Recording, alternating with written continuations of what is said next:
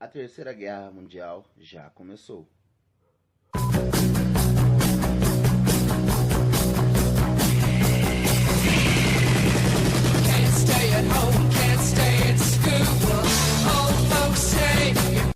Bom, pelo menos no YouTube já começou.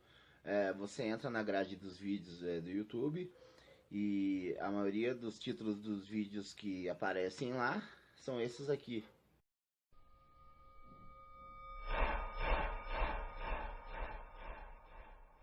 Chega a dar até medo toda vez que você abre um vídeo desse aí. Pelo que eles falam assim, nossa, se você abrir a porta da sua casa, daqui a pouco cai um míssil no seu jardim. Mas isso aí tá me cheirando a outro tipo de coisa.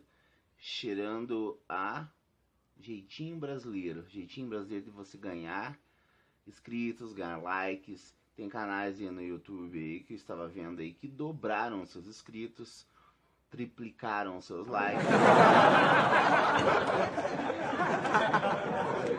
Então é isso aí, galera. Parar de dar ibope para esses canais aí do YouTube.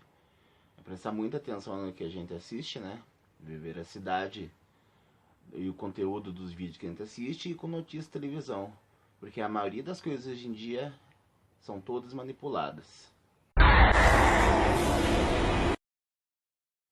Well, I've been a journalist for about 25 years, and I was educated to lie, to betray, and not to tell the truth to the public. But seeing right now, within the last months, how the German and American media tries to bring war to the people in Europe, to bring war to Russia.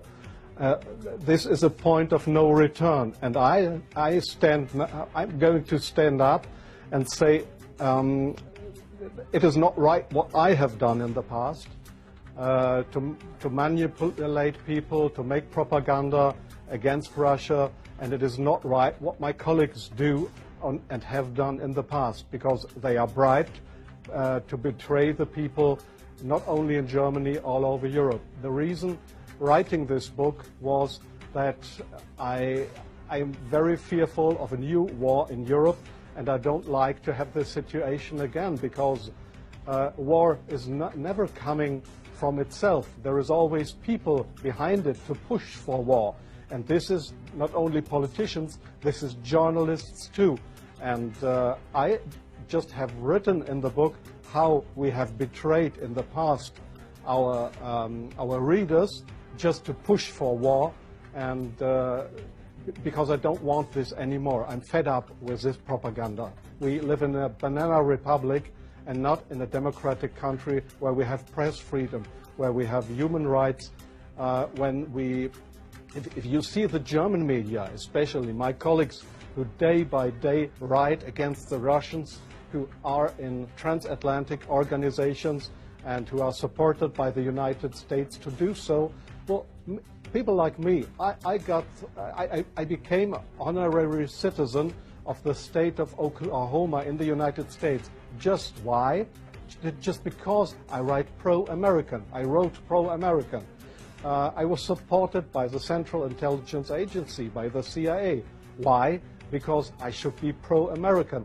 I'm fed up with it. I don't want to do it anymore. Now, you asked, what have I done for intelligence agencies? So, please see, most of the journalists you see in foreign countries, they claim to be journalists, and they might be journalists, European or American journalists, but many of them, like me in the past, are so-called non-official cover. That's what the Americans call that. I have been a non-official cover. Non-official cover means what? It means you too work for an intelligence agency. You help them if they want you to help them, but they will never,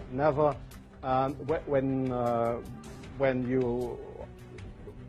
you are locked, or when they find out that you are not only a journalist but a spy too, they will never say, oh, this was one of our guys. They will not know you. That means non-official cover.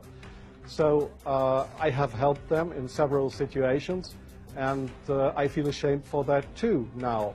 Like I feel ashamed that I have worked for a very recommended newspaper like the Frankfurter Allgemeine, because I was bribed by billionaires, I was bribed by the Americans not to report exactly the truth, but I just imagined in my car while I was driving to this interview, I just tried to work out in my brain what would have happened if I would have written a pro-Russian article in the Frankfurter Allgemeine. Well, I don't know what would have happened, but we were all educated to write pro-European, pro-American, but please, not pro-Russian. So I'm very sorry for that, but this is not what I understand for democracy and for press freedom. I'm very sorry for that.